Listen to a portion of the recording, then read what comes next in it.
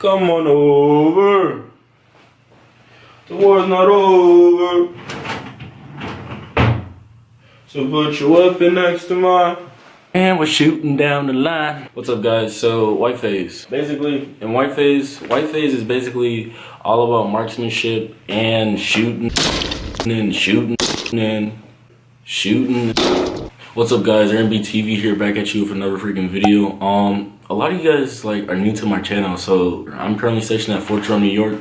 I'm a 68 Echo, and I went to Fort Sill on June 24th, and I graduated from Fort Sill on September 6th. White phase is the most chillest freaking phase of basically, well, like blue phase, and when you're about to graduate and you have nothing else to do but graduate, is pretty chill too. But white phase compared to red phase, bro, it's like night and day, bro. So like a lot of you guys are maybe anxious and all that stuff about going to basic training and all that stuff.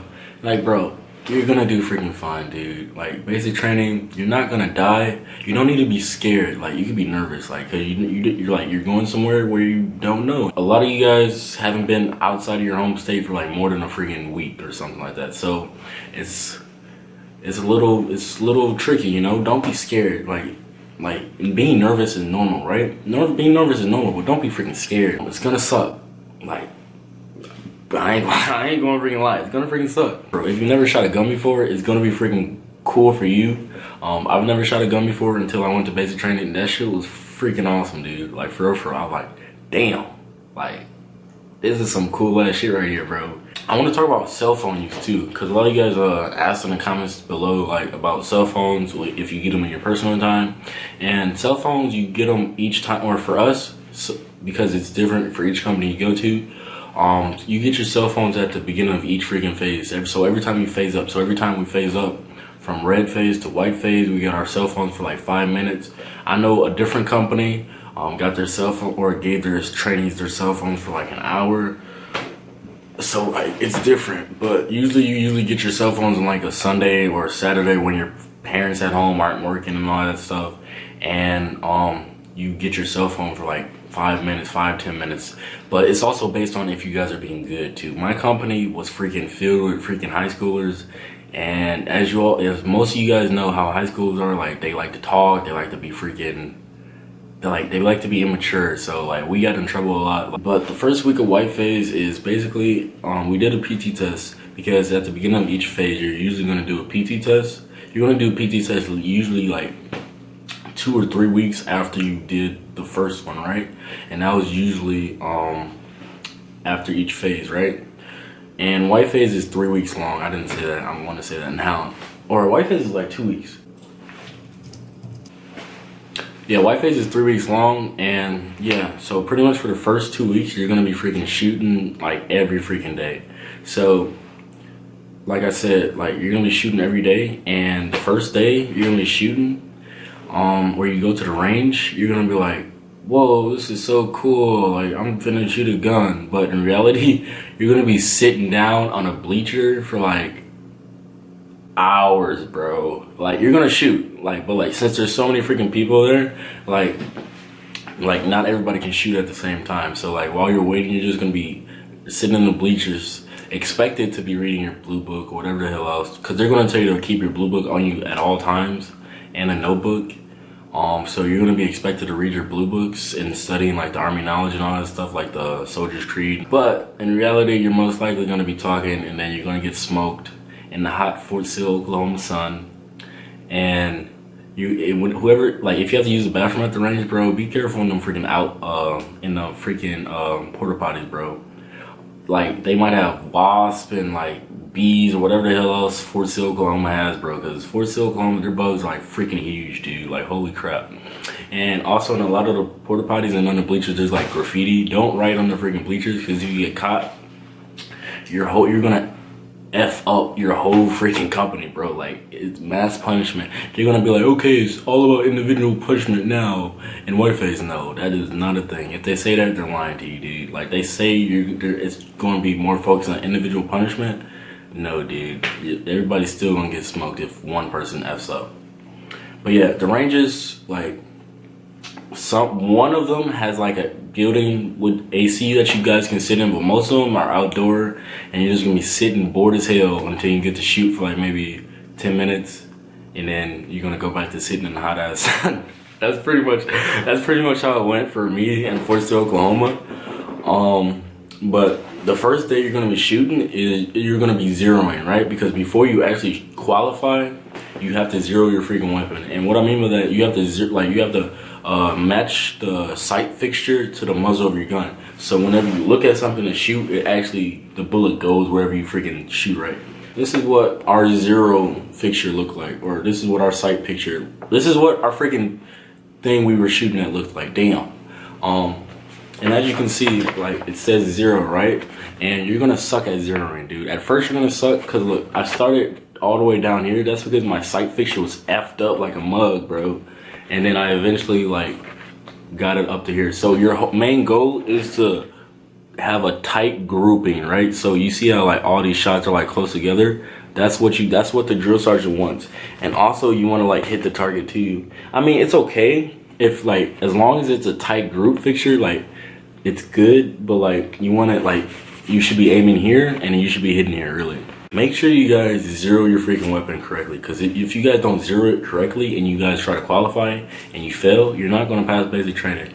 So it's important that you like listen to your drill sergeant, you shoot correctly with the proper form and all that stuff, and yeah, and then you guys should be pretty good. If you know your zeroing is effed up, like for example, say you aim but like you think the bullet's going more to the left, correct it by like aiming more to the right, and I promise you will hit the freaking target. It's important that you guys pass marksmanship, bro. It's fun, but it's an easy way to like not pass graduation or not pass basic training. So there's gonna be 3 days of zeroing, and then after that it's gonna be qualifying, right? And since there's so many people, it's gonna take multiple days to qualify everybody. In white phase, you're gonna zero with iron sights and then a CCO, like that Call of Duty crap, you know, like that freaking red dot stuff. It's zero. Iron sights is the hardest one, I would say, because bro, like, well, for the close targets it's not hard, but like for them freaking 300-meter targets, I just shoot and I don't even know what the hell I'm looking at. But for the red dot or the CCO sight, it's easy. All you gotta do is just aim the dot with the target and then shoot it, and then boom, you pass. For qualifying, there's gonna be 40 targets in total, and you have to hit at least 23, bro. So it's important that you get 23. If you want expert, or if you want like expert badge on your ASUs at the end of graduation, you gotta hit like, I think 38 or some shit. If you want sharpshooter, you gotta hit like 29, and at least 29, and yeah. That's pretty much basically how the ranges goes. At Fort Sill, we only shot the M4s, but I know at some other basic training, you guys get to shoot machine guns or grenade launchers, and that's pretty dope. I wish we did, but we didn't. So there's 3 different positions that you guys are gonna qualify in. There's kneeling, prone with sandbags, and prone without sandbags. The hardest position for me would be kneeling, which is like this. And then you're shooting, especially for like those distance targets, because when you're shooting, you're gonna be shaking like a mug, like you're gonna be shaking like a freaking crackhead dude who ain't got crack. And then when you prone, the easiest position is prone with freaking sandbags. So let me demonstrate for you guys. So it's gonna be like that, and then obviously this is the easiest one because like you're prone and it's supported with the freaking sandbags.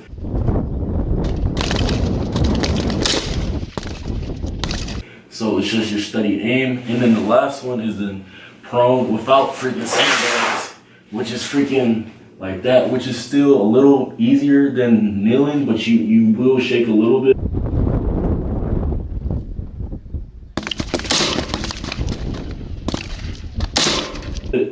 So, especially with the freaking iron sights, because that thing is so freaking small that it's gonna be easy to like miss your shots. Also, it's like 1 bullet per target, so if you miss like and you decide to shoot again, you're freaking you're potentially wasting that bullet that you could use on a different target. My tip for you guys is like, basically if you're just not trying to go for expert or sharpshooter and you know you're like struggling with the 300-meter targets. The 300-meter targets are the farthest ones. I would say don't shoot at the 300-meter targets, and then just focus on the easier targets like the 50-meter and the 100-meter targets, because if you miss, you can use that shot that you would use for the 300-meter target, but for that 50-meter target that you missed. Because I missed like the closest one on accident, and I was like, I just need a freaking pass, so I used my shot that I would use for the 300-meter target on that one just to ensure that I will graduate. Select the lever from safe to semi and watch your lane.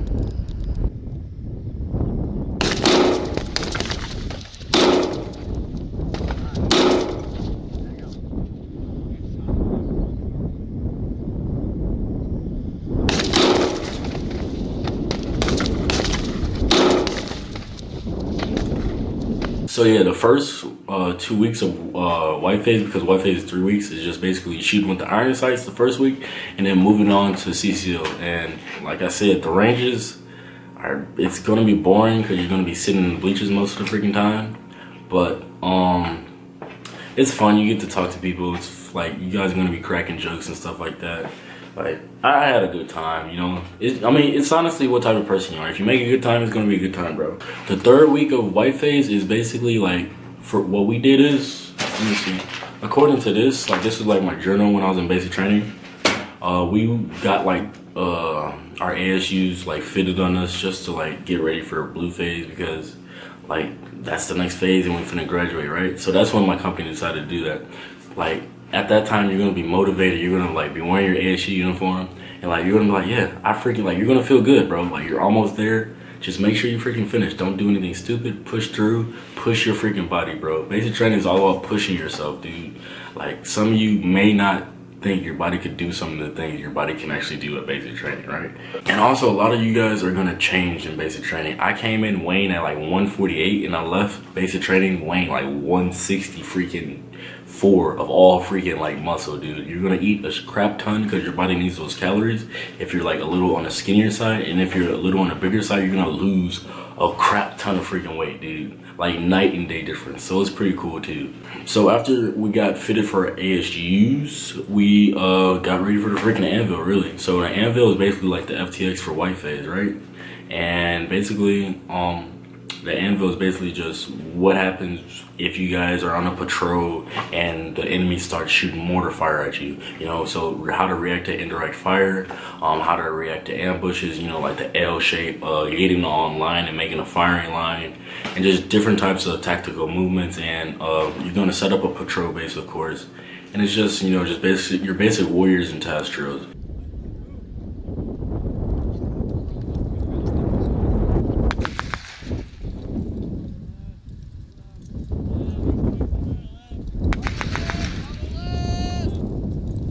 Gonna do land navigation too, and they literally just like, you're gonna be in a group of 3 or 4, and they're just gonna be like, okay, find these points and come back, and you're gonna have like the whole freaking day. And Fort Sill, dude, like we were like, it was crazy, dude. Like the spiders are huge. I'm not trying to scare you, but the spiders are freaking huge, dude.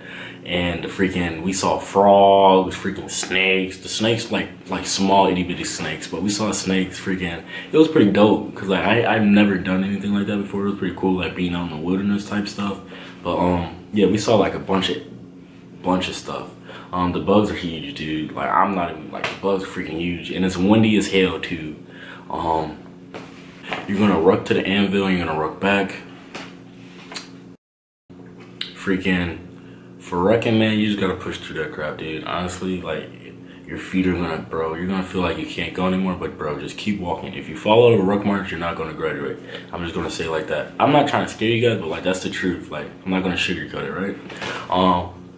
But yeah, like don't follow the ruck march. Push yourself. I recommend you guys buy like the Dr. Scholl's soles that they have at the PX, or the heel soles that they have at the PX to help your feet when you're rucking. I didn't fall out of a ruck, but like, bro, your back and your feet are going to be freaking dying, dude. I'm not saying this to scare you, but like, bro, that's just how it is. I put freaking Tiger Balm and Icy Out because you're gonna have a bunch of stuff at the PX you could buy and stock up on. So like, some people stocked up on like stuff that would help them ruck and all that stuff. And basically, like, I put Tiger Balm on my shoulders and Icy Out, whatever the two, right? And basically just to numb my freaking shoulders so the freaking rucksack wouldn't hurt so bad, like I put a crap ton. Like I think my friend did it first and he said, yeah bro, I didn't feel anything, and my stupid ass did the same thing. But if you gotta do stuff like that, bro, I say do it, honestly, cause like, bro, it hurts like a mofo. But yeah, after the anvil, you guys are basically pretty much done with white phase. Like, white phase is chill as hell, honestly. Like, bro, like I'm not gonna, like, I'm like talking like this, like all chill and stuff, cause like bracelet training is not like, it's not all that, bro. When you finish it and you look back, it's like, that shit was easy as hell, bro. Like, you're good. Like, if you're worried about not passing, bro, you don't have to worry about it. I mean, unless you're worried about your physical body, you know, and you're like, if you can't do push-ups, bro, I suggest you like practice your push-ups and whatever physical stuff you need to work on. But other than like your PT test and all that stuff, basic training is a freaking breeze, dude. Most of basic training is a breeze, but like ruck marches freaking suck. For me at least. So you're gonna take a PT test at the beginning of each, or like at the near beginning of each freaking phase. So you can fail your first two, but you can't fail your last PT test. So they know some people aren't gonna go there like extremely fit and they're gonna fail your PT test. I failed my freaking PT test. So don't even sweat it if you fail a PT test. I failed my freaking sit-ups the second PT test, right?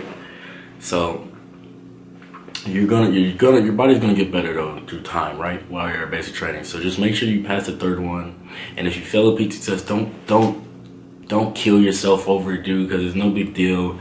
Just know what you need to work on and freaking work on it. It's just that freaking simple. You don't need to cry or none of that crap. Honestly, just be accountable for yourself, dude. Like honestly, you are in control of your body, dude, and you're in control of you. Like, so if you want to pass, bro, pass. You do what you need to pass. Practice push-ups in the bay, bro. That's all I freaking did. I failed my sit-ups, and that's all I was doing in personal time, you know? Because in personal time you can run around, do sit-ups, whatever, you know? That's if you know what you need to work on it. But that's basically like the end of white phase, basically. I don't want to like get you guys like all anxious or like make you guys scared or nervous about basic training, because it's not that bad. It's gonna suck, but like you know it's gonna suck. So don't go there being scared. Just, you could be nervous, but you're not gonna get hurt, you're not gonna die, you know, all that stuff. Yeah, but that's it. I guess I'm gonna end it there. Follow me on Instagram if you want to like keep up with me day to day, like my army life. Yeah. If you're new to the channel, subscribe. If you like the video, comment down any questions below. I really do appreciate you guys. We're almost at 2,000 subscribers. Let's get to it. And yeah, I guess I'll see you guys in the next one. Peace.